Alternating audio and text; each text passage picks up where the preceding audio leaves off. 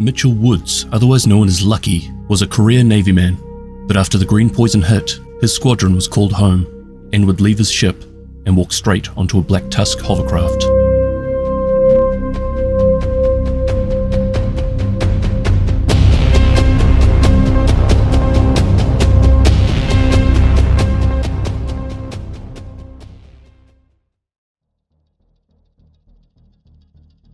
The only individual in his squadron to survive on 3 separate occasions after operations went deadly, Mitchell Woods ultimately gained his namesake, Lucky, though the rumours that he had obtained advancements by destroying his rivals was ever present, as he seemed to be indifferent towards the loss of the fallen men he had served alongside in the units. It was almost too convenient, their deaths, and with very little rivalry against him, he naturally progressed over time into more distinguished roles within the Navy. Before his squadron was summoned home in the wake of the green poison epidemic, having spent his entire career in the Navy, he had successfully reached the ranks of 2-star Admiral and Navy SEAL Commander.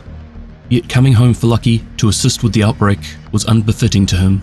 Why should he have to waste his time on people and tasks far beneath his status quo, when he could be utilised and appreciated by a far better cause, and in so many other ways?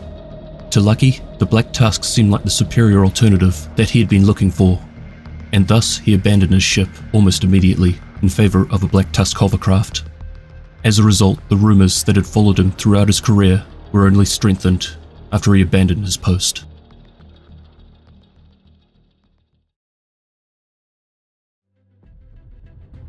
Lucky would reach out to General Anderson regarding the hyenas. General Anderson, I am pleased to inform you that all ties between the Black Tusk and the hyenas have now been severed. We will no longer be providing any logistical, supply, or weapon support to the hyenas. Without our infrastructure, they will fall into disarray, and it will be easier for us to take back the capital without interference. Thank you, Lucky. Please tell Natalia that I'm impressed by the Black Tusk's efficiency, and I look forward to collaborating with her more in the future. And the other thing? Consider it taken care of. I'll give the order for my men to grant you clearance at the docks, so you can assess our capabilities for yourself. This update would allow Lucky access into the True Suns, where he could assess their capabilities. But shortly after this interaction, he would contact a convoy called Roma 1 and reroute the delivery. Lucky to Roma 1. Change of plans. Reroute mothership delivery to Fairview. I repeat, reroute delivery to Fairview. Do not proceed to 270. Stay on 70 and await further instructions. Ms. Sokolova, we've reached a deal with the roamers. They've agreed to transport the supplies to Fairview, but they've run into some trouble in Virginia. What kind of trouble?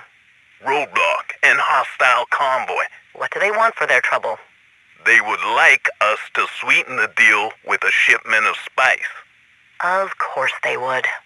Do you want me to handle the negotiations? That would be very helpful, Lucky. I have to get ready for my meeting with Anderson at Fairview. Tell them the spice will be waiting for them at the plant. They can pick it up as payment on delivery. So who are these roamers? I initially heard these comms and assumed that they were just Black Tusk with a codename. But when they made the request for spice, this doesn't fit their MO. Spice is the hyena drug of choice, so they're likely to be hyenas that they are paying to run errands for them. So is Lucky and Natalia lying to Anderson? Or is this just some sort of final job they're finishing out? I feel like this should have some significance, but I'm not quite seeing what it is at this stage.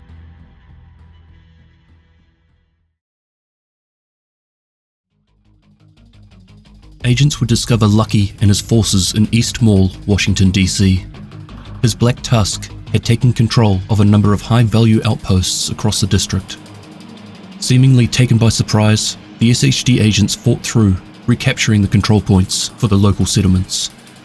Lucky's location would be revealed. He was holding out in the Air and Space Museum. The Black Tusk presence was heavy and well organized.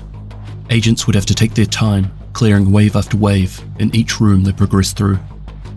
Eventually Lucky would make himself known, and slowly marched towards the agents, wielding a minigun and heavy body armor. But like all heavy units, this armor was just fodder for gaining quick striker stacks, and it wouldn't be long before the agents were able to pierce through it and eliminate him.